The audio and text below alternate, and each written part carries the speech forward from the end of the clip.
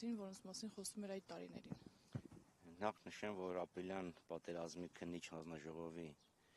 հաշվետվությունը իրենք այդպես էլ չհրապարակեցին,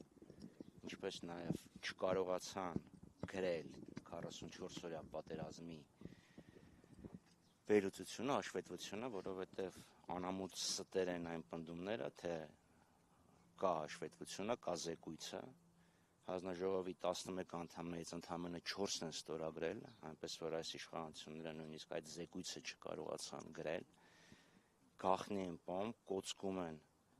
բոլոր պարտությունները եւ այդ երկու փաստաթղթերը չեն հրապարակում, թեկուզ այն ինչ որ գաղտնիք չէ, որպեսզի հանրությունը չկարողանա կարդալ, համեմատել, տեսնել թե ինչ եղավ 16 թվականին, թե ինչ եղավ 20 թվականին։ Իսկ եթե վստահ չեմ, որ ամենալավ տեղը այսօր Նիկոլի մասին խոսելն է, բայց հիշեցնեմ, որ ինքը ասում էր պատերազմը կարող է ավարտվի, եթե էլի մի կամ երկու շրջան գրավենք, կամ էլի մի կամ երկու ադրբեջանական քաղաք ընկնի։ Հասկանանք քաղաքական ուժով ասում էր, պետք է բացառենք փոխզիջումները, այսօր կատվի նման, ասում է Արցախյան շարժումը այլևս չկա, Արցախյան շարժումը պարտություն էր Հայաստանի համար եւ Արցախը թոք էր, Արցախյան հարցը, որը պետք է կտրել,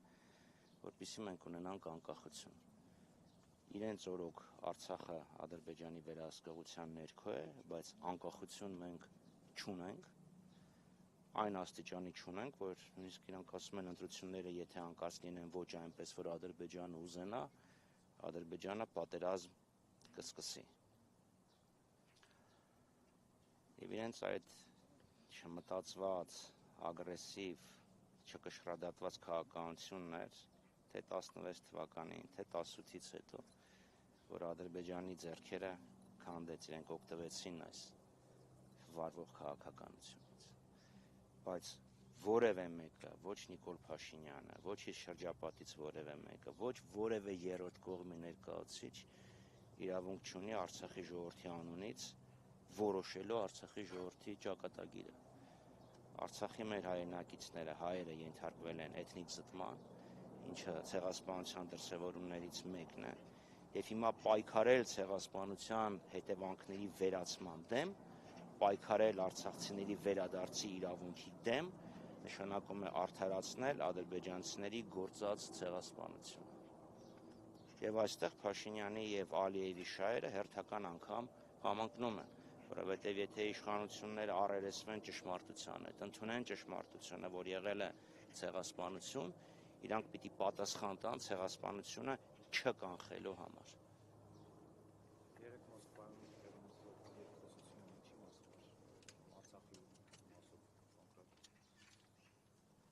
Դե ես զարմանում եմ իհարկե, բայց ինչ զարմանանք էս ամեն ինչը, որ մեր աչքի առաջ է եղել։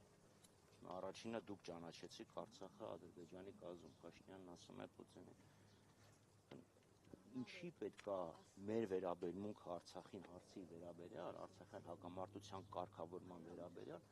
պայմանավորվի ինչ որ երրորդ երկրի վերաբերմունքով։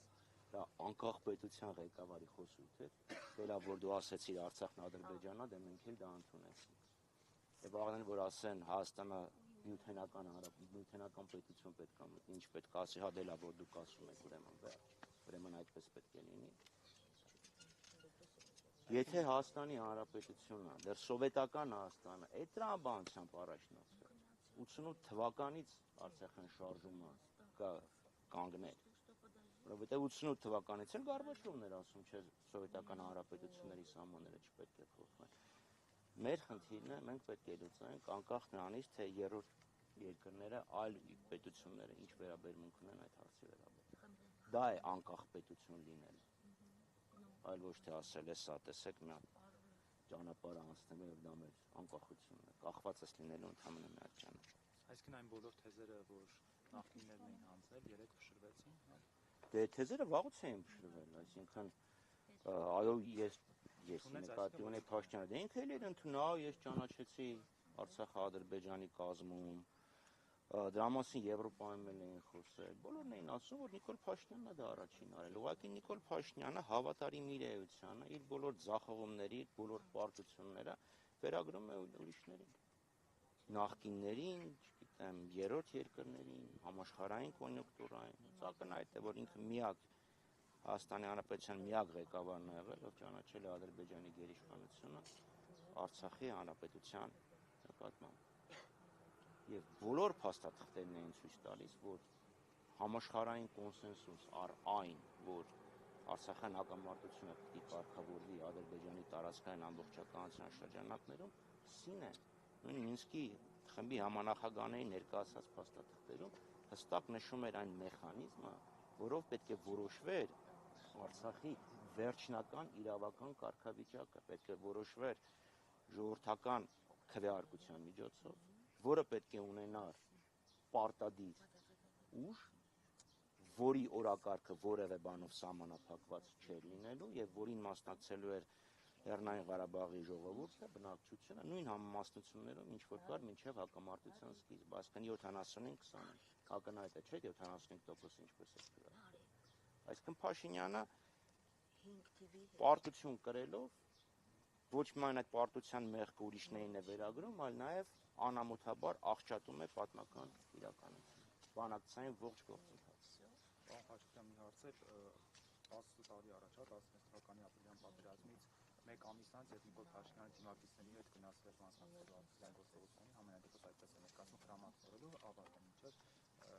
այսօր որևէ գրառում, որևէ ծաղկեպսակ, առավոտյան սրտիկը պարտաճանաչ հասցրել է ուղարկել, բայց այս թեմային, այս օրվան տարեդիսի անդրադարձ չկա, սա ինչի մասին է։ Նիկոլ Փաշինյանը եւ իր թիմակիցները գնացել էին ամիս ու կես անց, մայիսի կեսերին,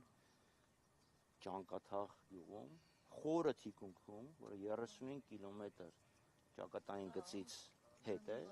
ինժեներական աշխատանքներ էին իրականացնում, դա, բայց ինչ դեմագոգային ժամանակ է, նույնն էլ հիմա էր, գնում ենք այնտեղ ապրելու կամ մեռնելու, խրամատ քորելուց որևէ մեկը չի մեռել, իրանց կյանքին որևէ վտանգ չէր սպառնացել, ուղղակի գնացել էին, որպեսզի PR-վեն հաղթանակի ֆոնի վրա։ Իսկ հիմա դե ինչ, ասում է Ղարաբաղյան շարժում չկա եւ դրա համար չի էլ անդրադարձել, որտեղ հենց անդրադառնա կարող է Բաքվից իրան զանգեն եւ ասեն նո, չի կարելի։ Իսկ ինքը հասկանում է, որ եթե Ալիևի աջակցությունը չլինի, վերարտադրվելու հավանականությունը ձգտում է 0։ Իրան պետք է Ալիևի աջակցությունը սպառնալիքների տեսքով եւ այն սիմվոլիկ ինչ որ մանր-մունր ողորմության տեսքով, որ Ադրբեջանից գալիս է։ Ես երեք երկիր մեդիային էի հարցազրույց տալիս եւ ասում էի, թե օրինակ տնտեսական ազդեցությունը, որ Արցախը ուներ։ Մենք տարեկան Արցախից ստանում ենք 25000-ից 40000 տոննա ցորեն։ Մեր ներքին սպառման շուրջ 20%, իսկ այսօր ասում են, վայ, տեսեք, մենք Ղազախստանից, Ադրբեջանի տարածքով մի բուր 4-րդ կարգի ցորեն ենք ստացել։ Հիմա այդ մարդուց ինչ է գնալ։ Պատկերացնում եք, ինչքան կզարմանանք, եթե ասեր ապրիլյան հաղթանակի 10-րդ տարելիցն։ Շնորհավորում եմ, մենք բռունցքվեցինք եւ հաղթեցինք։ Սիրո։